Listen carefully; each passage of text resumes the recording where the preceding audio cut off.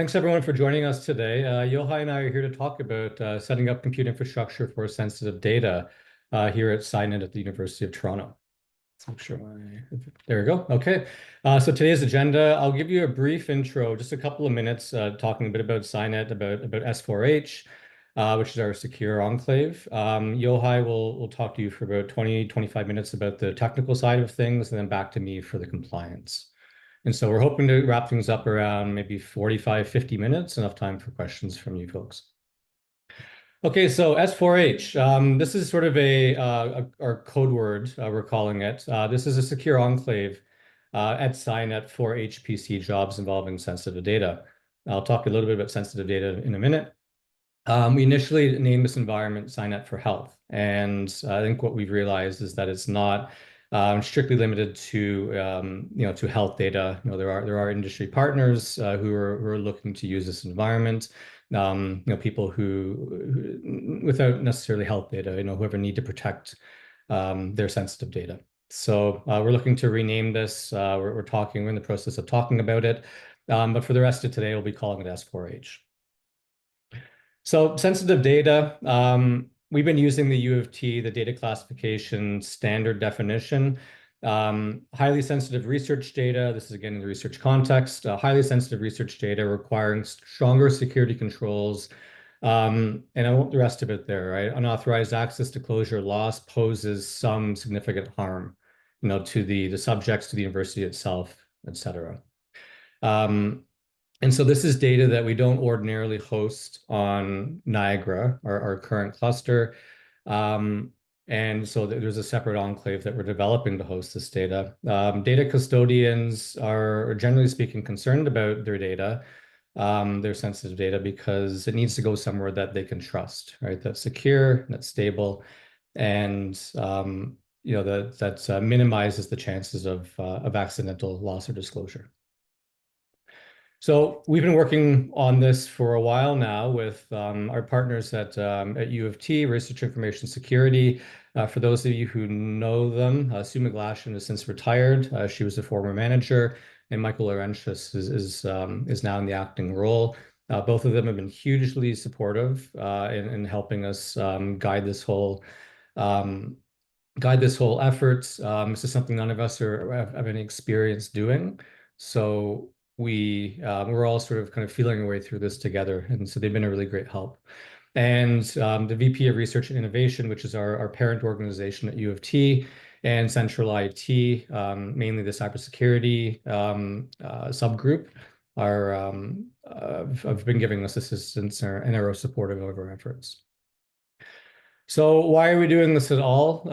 Simply put, there's a need for it. Researchers have indicated through some of these other projects I've listed there, and directly to us, right, through our manager, Danny Gruner, that there's a need to host this kind of data. As I mentioned, Niagara is not the place for it, mainly because we're unable to provide the assurances that data custodians need in that environment. And so people recognize that you can't just put this sensitive data anywhere. It needs to be something that's very closely scrutinized and a lot of agreements and formal language documented around it. And so Danny's been getting us these sort of drumming up this interest, let's say. And there's enough of it that we've been developing this for the last couple of years now.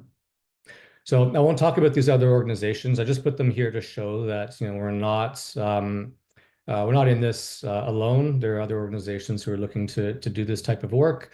I think ours is a bit different in that we're looking at providing the sensitive environment for HPC at scale. So whereas I think a lot of these other organizations are more cloud-based.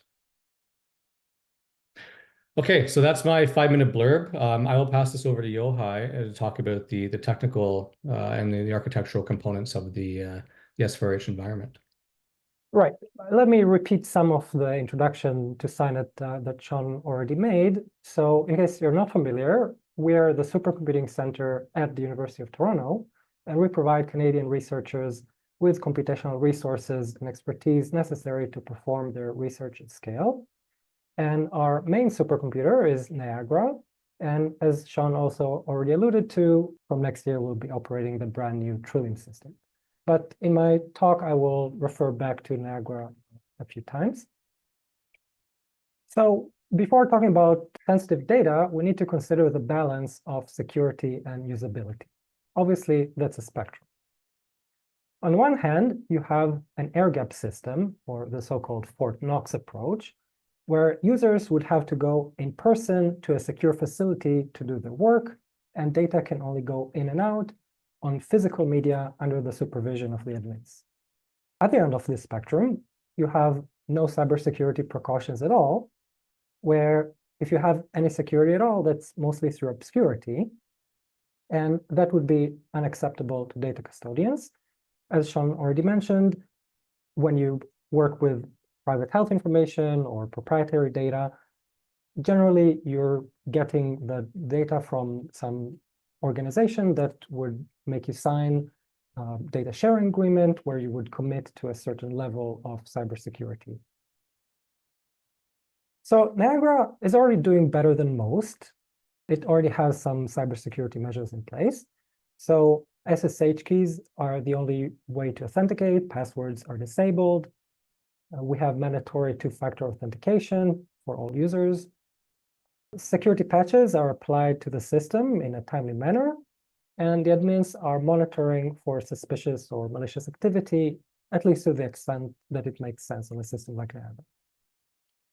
And at our data center, we do also have reasonable physical security measures. So where does Niagara fall short? So we love our users, but they come from a huge pool of potential users. They're minimally vetted, so all you need is just to be sponsored by a faculty member anywhere in Canada, and you can get access to Niagara. And our users may connect from anywhere in the world. They can run arbitrary code, which make detecting malicious activity quite challenging. And also, maybe more importantly, users make mistakes. That's an example of one mistake that some users make.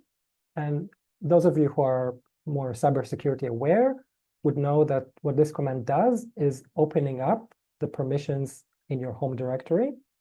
So if you had any sensitive data there, then now everybody in the system can read and in this case also write or modify your data. And you would think that this is an extreme rare case, but in fact, we detected that quite a few users do that. Why? Possibly because they copy and paste some commands from the internet that they don't fully understand, or they don't have good cybersecurity training. But even if you are cybersecurity aware, you may be trying to use a program, a quote-unquote trusted program like RStudio Server, which under some circumstances can give itself the liberty to open up the permissions in your home directory. And we have experience with that as well. Another aspect of Niagara falling short is data lifecycle. So we don't provide encryption at rest. Your home and project directories are backed up, and in fact, in multiple copies. And there's no secure disposal mechanism for data. You can delete files from your home directory, but it doesn't expire the backups. And in fact, deleting doesn't completely remove data from the disks in a secure way. So it's still there until it gets overwritten eventually. So let's talk about the features provided by the S4H Secure Enclave. It does address some of those security concerns. So it has hardened access, it has encryption at rest, and groups are isolated from each other in a much more secure way than on Niagara. Additionally, we have for selected groups, we have data egress control. I will talk about the first 3 bullet points here, but not about the 4th one. If anybody is interested, you can ask during the question session. There won't be much time to get into the details about that. So S4H strives to provide a similar experience to Niagara.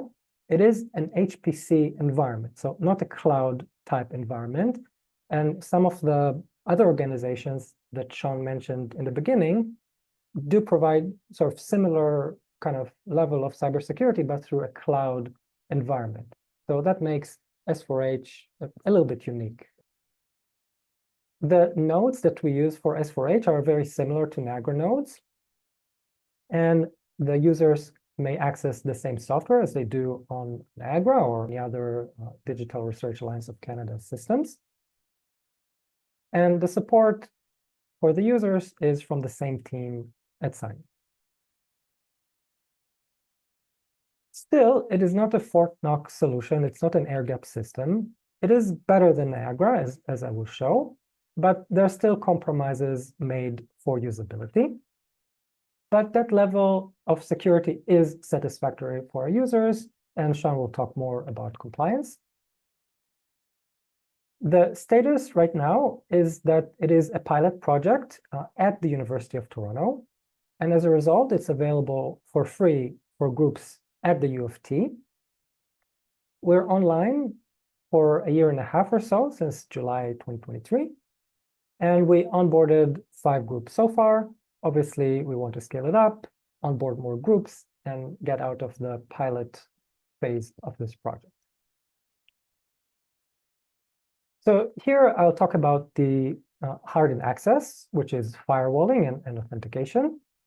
And it's all explained in this diagram. So let's look at it component by component. Let's say you are working on your workstation, and your workstation may be anywhere in the world. The first step to access S4H is to go into what we call a jump host, which could be, for example, a desktop at your lab or a server that has a static IP, or it's part of a static subnet. And the reason is that we don't want anybody to connect directly to our login node, so only those specific IPs are allowed through this first line of defense, which is this Cisco firewall. Now, endpoint security is also quite an important topic, but that is not our concern. This is for your lab to manage. So after the SSH connection is made from the jump host to the S4H login node, it encounters a second firewall layer. That's the net filter, which is the sort of built-in firewall on Linux. It's used to some extent as a redundancy with the external firewall, but also has the extra functionality of isolating the S4H environment from other systems within the data center. Once the SSH packets have been inspected by the firewalls and passed through, they're received by the SSH daemon. And the first step is key verification. That is, by the way, the same as on Niagara and the other systems. And the SSH daemon asks, do we know this guy? And if yes, does their public key match? So SciNet for S4H users are also Digital Research Alliance of Canada users. So as you may know, you upload your public key to the CCDB, and then it sits on what we call an LDAP server. And the S4H login node through SSHD can query the LDAP server and see whether the user exists and whether their public key matches the key verification. And if that passes, there is a second factor stage. So the control is still with SSHD, but it's calling the PAM Duo module. So PAM is the Unix authentication module system. So this PAM Duo prompts the user to respond to a second factor. And if that is successful, we have an access management step where another PAM module, the access module, asks, is this user explicitly allowed to connect and from that specific IP where it is coming from, the jump host. And that is controlled by the access.conf file, which denies all users by default. So you need to be explicitly allowed in order to pass this stage. After that, we have a second access management step where the control passed to the SSSD, which is another software or daemon on the Linux system. And that, again, queries the LDAP server for the user's entry and asks whether it has the right access attribute. So in addition to being explicitly allowed in the access.conf, you also need to be explicitly allowed to connect to S4H on the LDAP. So again, we have some redundancy here, which is good because, again, maybe if the LDAP server is compromised, it's unlikely the attacker can compromise the access.conf as well. And that is the last step for authentication, but the SSSD does another thing that's not done on Niagara, which is overriding the shell. Usually, once you finish authenticating, you would get your bash or whatever shell that you use as your default shell. But what we do is that we override it and give the user a containerized shell. And in my last slide, I will talk about what that means and why it's safer.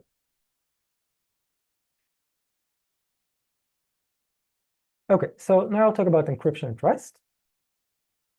So it has two components, the parallel file system, which in our case is IBM Spectrum Scale. I think it has a new name now. I think it's called Storage Scale, but it's more commonly known as GPFS, or the General Parallel File System, and a key management server that stores the AES keys.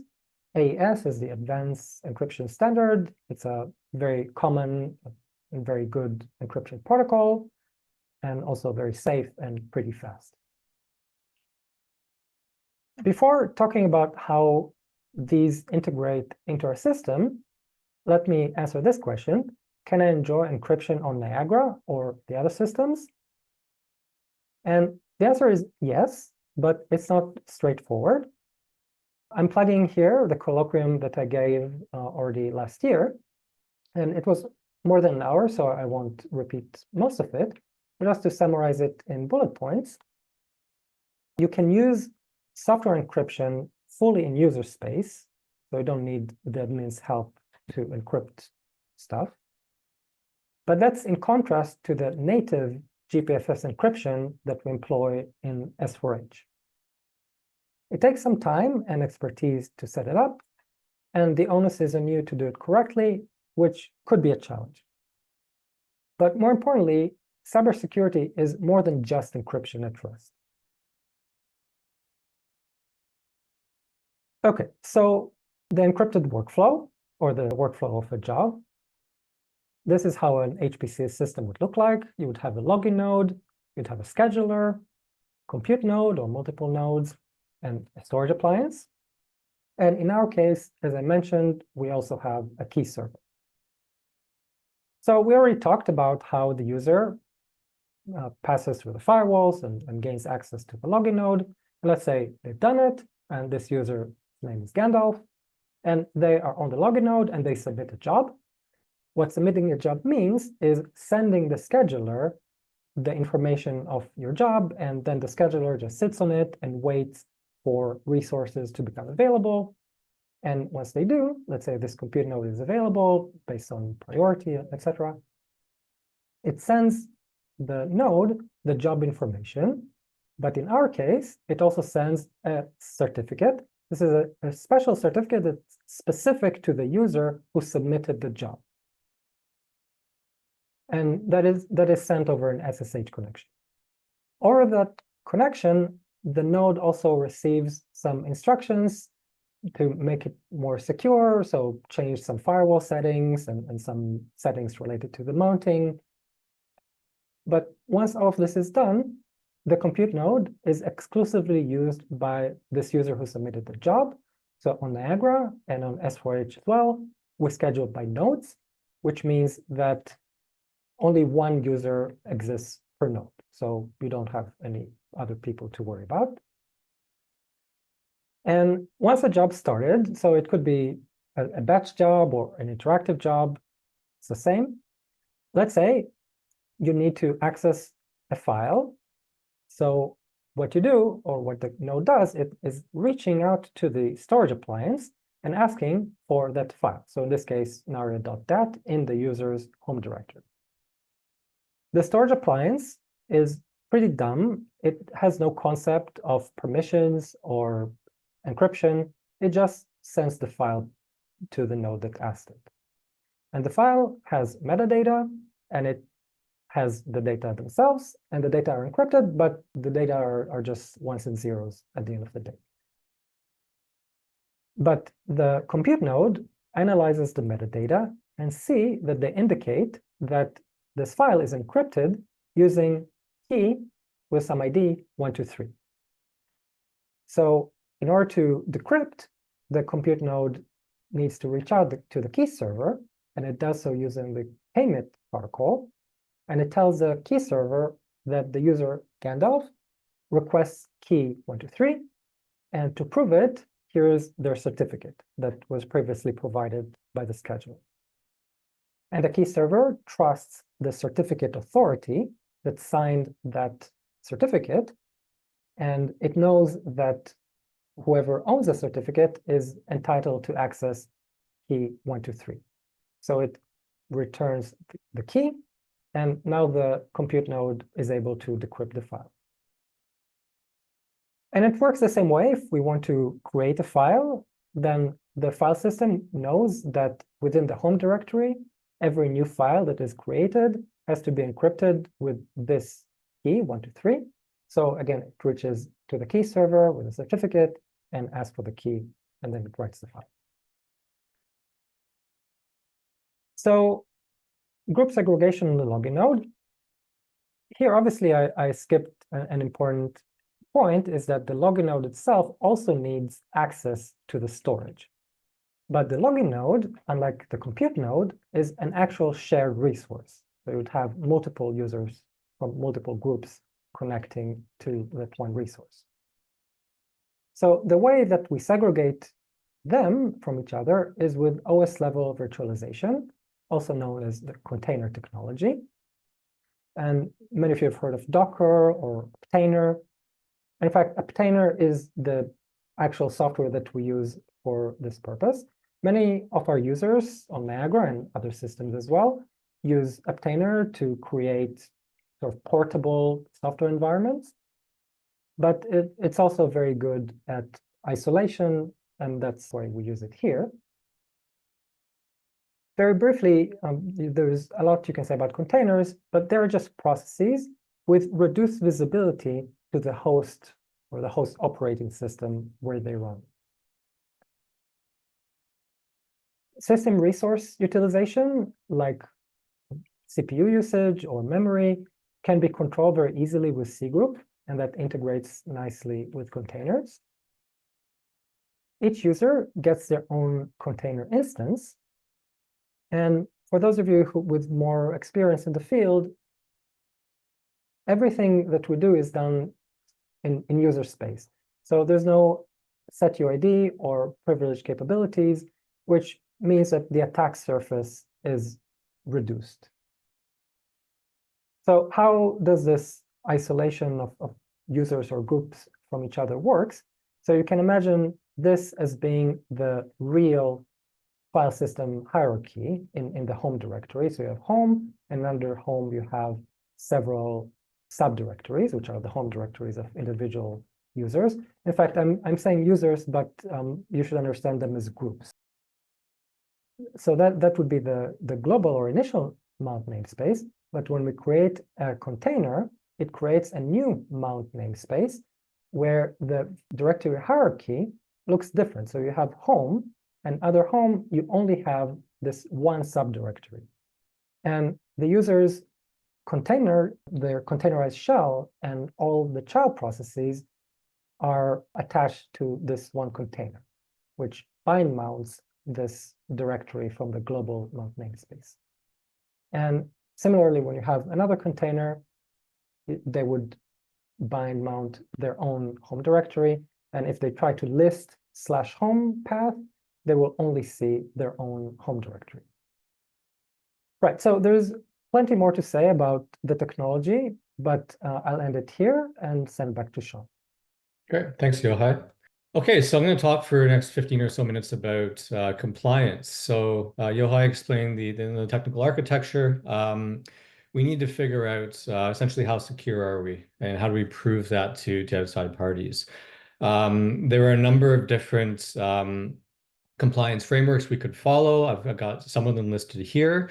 And we basically needed to pick one and follow it, and then turn around and show our results to outside parties in an effort to ensure that they trust us, right? I mean, as I said before, the sensitive data is there are a lot of risks associated with its accidental loss or disclosure, and I mean it's just something that's not tenable.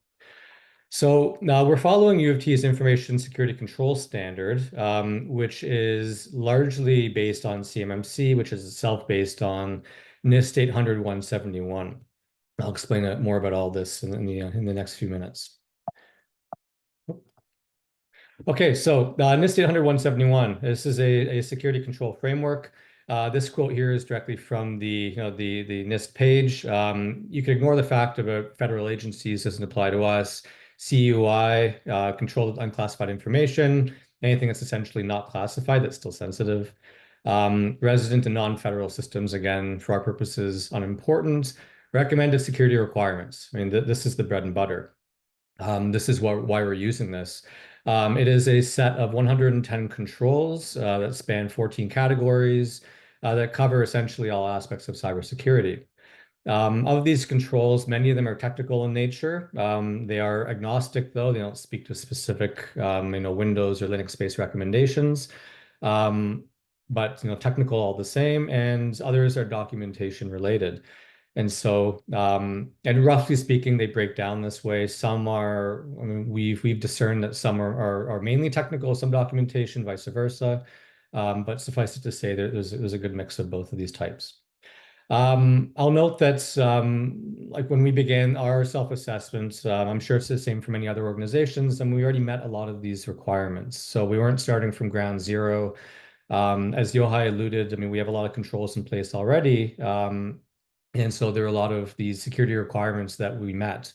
And some of which needed a bit of tweaking or a bit more sort of nuance. But by and large, I'd say that any professional organization, IT organization, is not starting from ground zero with this stuff. Okay, so CMMC, as I mentioned, we base the information security control standard. U of T is based on CMMC, which is based on NIST. CMMC itself is a compliance framework. Its genesis is based on the U.S. defense industry, basically requiring all contractors to tighten up their cybersecurity posture, and this is how they're doing it. NIST 800-171 is sort of the kernel of this effort. I mean, this is the control set they're using. However, CMMC is a lot more than just the control set. It's the overall structure around it. So as I mentioned below, contract language, accreditation for assessors and for parties who want to do this work formally, the assessment process itself, how scoring works. There's a very large industry that's emerging in the United States. So I was at a conference back in the spring on this, and mainly as an interested outsider. But I mean, the U.S. defense industry is obviously massive, and they're all required to be following this. So it's kind of throwing a bit of a monkey wrench into things. A good monkey wrench. So one thing I will note is that the decision for the U of T information security control standard to follow CMMC was it was not forced upon us. We weren't obliged to do so. This is a decision that U of T made. And I think it was the right one. I think NIST is fairly well known, and I mean, as one example of this, I leave this link to the regulated research, this community of practice. This is a organization of I think mainly academic staff in the United States at U.S. institutions who are obliged through the CMMC to to follow these requirements. So if there are researchers, for instance, at American universities that are dealing with defense research, they're pulled into the fold. And so there are labs in the United States that have to follow this stuff to the letter. And so as a result, there's this community of practice has emerged because there are a lot of academic staff in the same position, having to finding themselves having to follow CMMC. And so as a related point, there's going to be a Canadian version of CMMC. It's called the Canadian Program for Cybersecurity Certification. It's got a great government acronym, which is basically going to be a CMMC in Canadian form. Apart from the obvious, I mean, being translated into French, it needs to be fitted to the overall, the Canadian context and landscape. As far as I mentioned before, contract language, for instance, I mean, that's going to be very US specific. This needs to be Canadian specific now. I think the intention is that the US is pushing this and that, we have to follow. So a lot of our Canadian defense contractors work over the border, and we're being pulled into this, much like regulated research is being pulled into it. So suffice to say, I think CMMC will continue to become a bigger thing, in North America. Whether it creeps its way into Canadian academic institutions or Canadian governments, unsure at this point, but I wouldn't be surprised if it does. Okay, so a bit about our compliance journey. We started by, and I'll show you the control set and the spreadsheets in a bit, but we basically, when I started in this role about 2 years ago, sat down with this big spreadsheet and looked at it and went, holy crap, there's a lot of stuff here. How do we begin tackling this? We sat down as a team for probably at least a year and went through this, and over dozens of hours, walking through all together, trying to collectively understand, what these requirements meant. There's some, as I note here, some ambiguity built into these requirements. They are technology agnostic, and in some cases, we had to look to outside assistance to understand what this requirement meant. And I mean, as I mentioned, CMMC is becoming big in the States. There's a whole industry that's emerging around it. There are a lot of websites that, from consultancies that help to break down these requirements, the language in these requirements, and to explain them a bit better, and to help clients make sense of them and work toward meeting them. So we had gone through this, as I said, we did this twice, went through this control set, took notes, figured out, roughly speaking, where are we, right? Do we pass this? Is this an easy pass? Is it a partial where, yeah, we generally pass, but, we need a couple more things, or in few cases fail where, we're just not doing this at all. And so we went through, we added management metadata just to help us kind of figure out, of these 110 controls, as I said, tracking our notes. How difficult are these? Generally speaking, do we think? High, medium, low? Are they technical or policy related, documentation related? Who's responsible, etc. So initial impression was that it is very thorough. It covers, I mean, seemingly everything, which is, I mean, a good and a bad thing. It's a good in the sense that, if you're able to earnestly meet these, you're probably doing pretty well, as far as your cybersecurity posture. The focus on documentation, this notion that if it's not written down, it doesn't exist, I think is really important. And I think this comes to light from the other side of the table. If you're an assessor and you walk into an organization, you know nothing about the organization, right? You know as much as you've been briefed on ahead of time, but at the end of the exercise, you're going to be asked to write, basically write your name down and say, I certify these people are secure. And so you need to, as the organization that's being assessed, you need to be able to prove to this outside party that you've got everything under control, you thought of every last thing, and the main way you do that is documentation, right? There are different ways that the assessor will assess your stance. They'll interview you, they'll look directly at your evidence, your technical configurations, but a lot of it is down to documentation. If you've written it down, odds are, this is generally how you're doing it, right? You're not going to make up stuff out of thin air and write it down. And so policies, is a large component of documentation, but also a corresponding procedure. So it's not enough just to write down the policy, which expresses, managerial intent and expectation. You also need to have an accompanying procedure that shows that, this is how we put the policy into practice. And so you can't just get away with writing policies at a high level, getting ChatGPT to do your work. The procedures for how they actually are followed in your specific organization are something that the assessor will want to see. So a couple of things that, and these are terms that come up a lot in the CMMC environment. The system security plan is essentially think of it as a large table of contents. This is where all things security will reside, whether they're documented directly in the SSP or they're linked from the SSP off to other documentation. This is the main, like if an assessor showed up tomorrow, you'd start by giving them your SSP, right? They'd have a look through, having done this dozens of times before. They'd get a sense as to, okay, these people are really well organized, or not, and they'd start to sort of pick through it and ask questions and dig a little bit deeper. So things like diagrams, network diagrams, data flow diagrams, various technologies, controls that you use. Summaries per control, right? Those 110 controls, say each one is a little blurb, a little mini table of contents. For a given control, here's where you go to see the related documentation. Plans of actions and milestones, and this is basically the remediation activity. And so if it's not anything that that we think is an immediate pass, something that we're very confident is a pass, that would be demonstrated easily as a pass, it requires remedial activity. And this is, so the POAMs is what they call them, are basically, this is how you intend to address a given deficient control. And so they're not terribly complicated. It's not, really nothing more than, a basic, almost like a project charter, a mini charter. It's just something that you need something written down to say that, this is this is the control, this is where we're at, here's the gap, here's how we plan to address it within what time frame.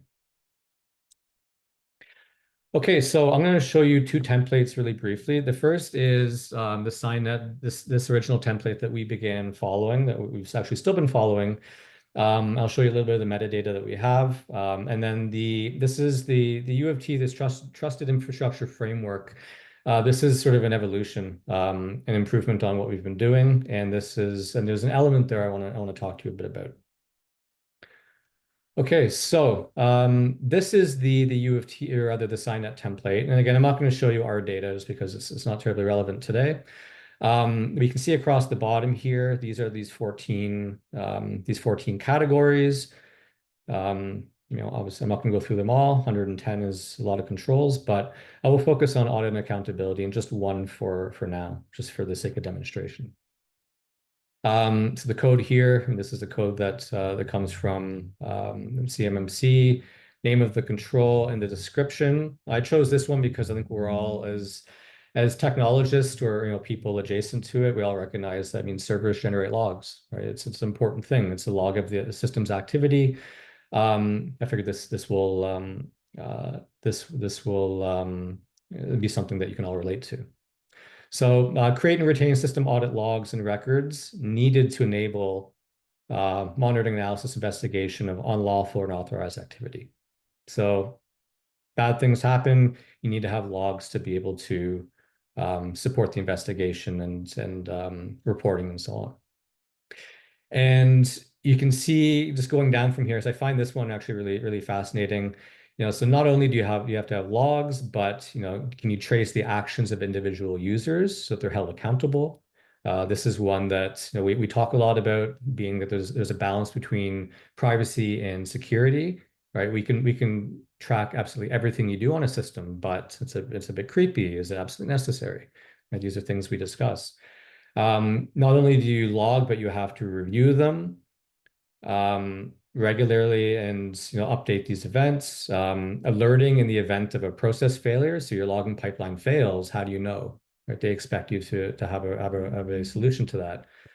To correlate logs, right? It's not enough just to have different buckets of logs. Reducing logs.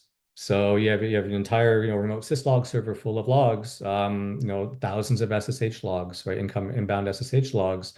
They expect you to be able to reduce these logs, right? To extract trends from them.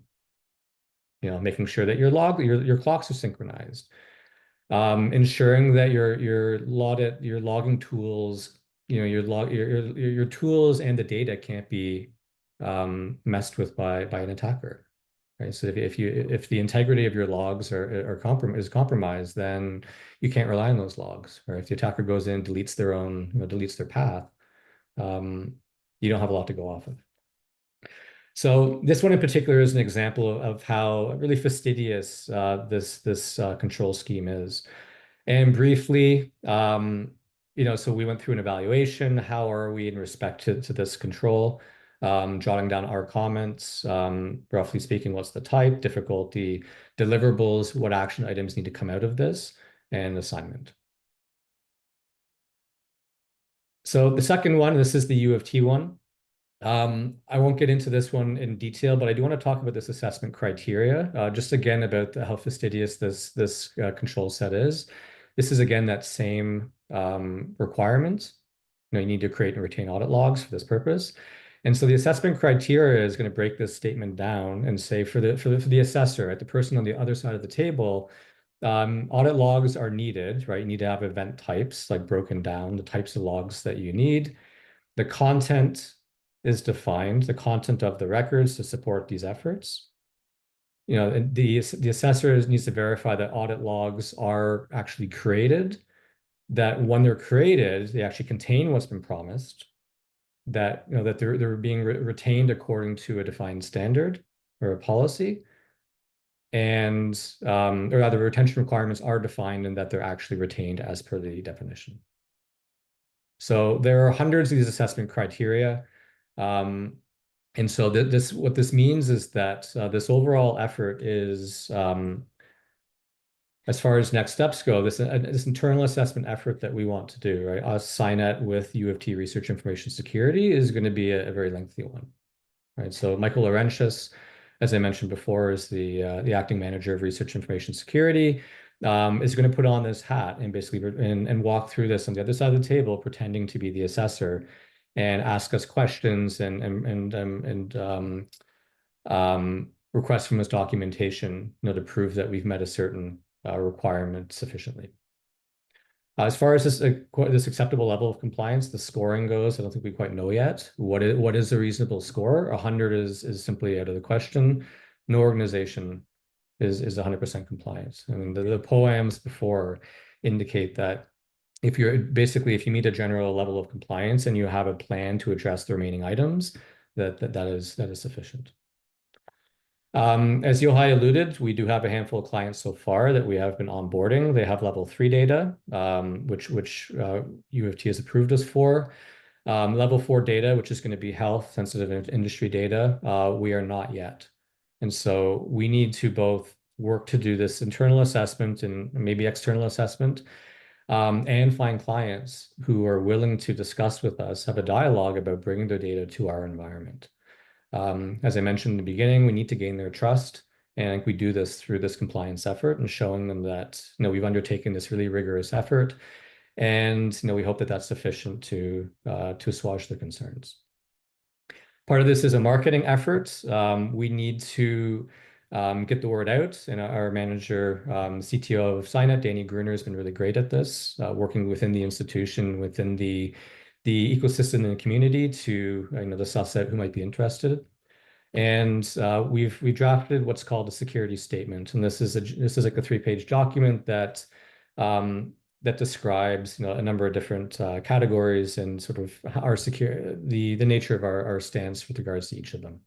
So we've used this once with a data custodian. So this is a government agency, and they found it acceptable for level 3 data. and an agreement is in the works to bring this data into our environment. I think this is the last slide. Yeah. Okay. So what's next as well? So user onboarding process. This one client, this government client, there's been a lot of back and forth, a lot of different departments within the U of T and within within their organization. This is not an easy process. It takes a lot of like back and forth to get everyone happy. What we need to figure out is how much of this can we streamline, right? If we can eke out, just for the sake of argument, 10% more performance, we can make this go faster. As it is, honestly, if we had, say, 5 or 10 parallel ongoing onboarding efforts, it would be a substantial amount of work. Right? We'd have to scale up in staffing likely just to handle the back and forth nitty gritty and making individual parties happy. Not everyone's the same. And third-party assessments. And so I mentioned this internal assessment, doing this with U of T staff, looking at these elements of, perhaps doing a privacy impact assessment, a threat risk assessment, and penetration testing, ethical hacking against SciNet for Health, S4H, as proof that ultimate proof really that that we are secure and trustworthy. I think it's one thing for us to do this internally. To do this externally, where they have a lot more experience and knowledge with this stuff, I think is an imperative. So lastly, notes. So the technical architecture that Yohai had showed you today, this may change as a result. I think currently what we've envisioned is our best effort. Maybe we missed something, and I'm hoping that these third-party assessments are going to reveal that and spur us to make changes as a result. Okay, that's the end of my my talk about compliance. So with that, I'll think we have 8 minutes left for questions. I'll thank you for listening today. Danny Gruner, CTO of SciNet, if you have any questions that Yohai and I can't address today, please reach out to him. Otherwise, our contact info is here, and we're happy to take any questions. Thank you.